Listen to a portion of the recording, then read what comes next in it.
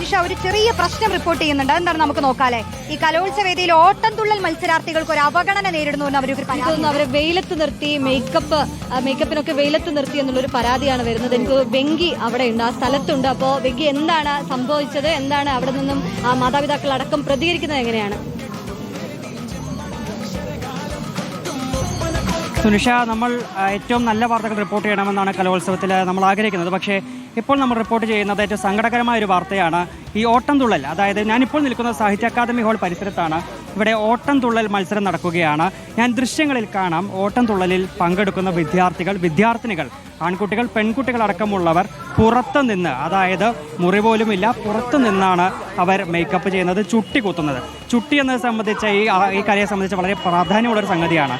അതുപോലെ തന്നെ വസ്ത്രധാരണം, ഇവരെല്ലാം ഈ പെൺകുട്ടികളടക്കം ഇത് ചെയ്യുന്നത് പുറത്തിരുന്ന്, വെയിലത്ത് പുറത്തിരുന്നാണ്. ഒരുപാട് മാതാപിതാക്കൾക്കടക്കം ഗുരുക്കന്മാർക്കടക്കം ഇതിൽ വലിയ പ്രതിഷേധമുണ്ട്. നമുക്ക് ദൃശ്യങ്ങളിൽ കാണാം. ഒരുപാട് നേരമായി ഇവിടെ വന്നിരിക്കുന്ന ആൾക്കാരാണ്, വിദ്യാർത്ഥികളാണ്, മത്സരാർത്ഥികളാണ് ഇവരെല്ലാവരും. വളരെ നേരമായി പുറത്തിരിക്കുന്നു. അവർക്കൊന്നും ഒരു മുറി പോലും കിട്ടിയിട്ടില്ല, കാറ്റുകൊള്ളാനുള്ള സൗകര്യം പോലും ഇല്ല. ഈ വെയിലത്ത് പുറത്തിരുന്നാണ് അവർ ചുട്ടിക്കുത്തുന്നത്. നമുക്ക് മാതാപിതാക്കളോട് ചോദിക്കാം. ചേട്ടാ, എന്താണ് ശരിക്കും പ്രശ്നം? കഴിഞ്ഞ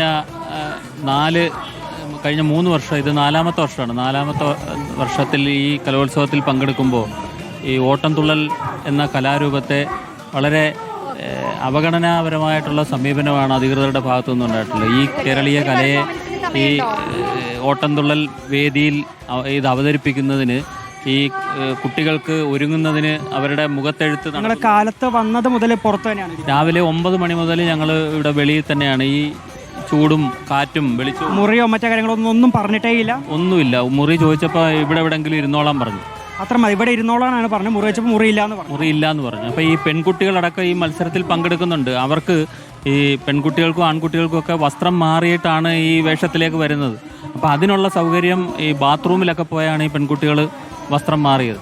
അപ്പോൾ വളരെ മോശപ്പെട്ട ഒരവസ്ഥയിലാണ് ഇന്ന് ഈ കലോത്സവത്തിൽ ഈ ഓട്ടംതുള്ളൽ വേദിയിലേക്ക് ഒരുങ്ങി ചെല്ലുന്ന ഈ കുട്ടികൾക്ക് നേരിട്ടത്. കാരണം ഈ മുഖത്തെഴുത്ത് നടത്തി വെയിലേറ്റ് വിയർത്ത് ശ്രദ്ധിക്കേണ്ട ഒരു വിഷയമാണ് ഇപ്പോ പ്രേക്ഷകർ കണ്ടുകൊണ്ടിരിക്കുന്നത്. സുനിഷ, അത് പരിഹരിക്കട്ടെ അല്ലേ? ഉറപ്പായിട്ടും. കാരണം വെങ്കി പറഞ്ഞതുപോലെ ഇത്തരം ഒരു കലാമേള നടക്കുമ്പോൾ അതിൽ ഇത്തരത്തിലുള്ള ഭംഗിയെടുത്തുന്ന വാർത്തകളൊന്നും ഇല്ലാതിരിക്കട്ടെ എന്നുള്ളത്. ആദ്യത്തെ ദിവസമാണ്, ചെറിയ പരാതികളൊക്കെ ഉയരുന്നതാണ്. പക്ഷേ നമുക്ക് പരിഹരിച്ച് മുന്നോട്ട് പോകാൻ അധികൃതർ ശ്രദ്ധിക്കും, അവരത് പരിഹരിക്കുമെന്ന് പ്രതീക്ഷിക്കുകയാണ്.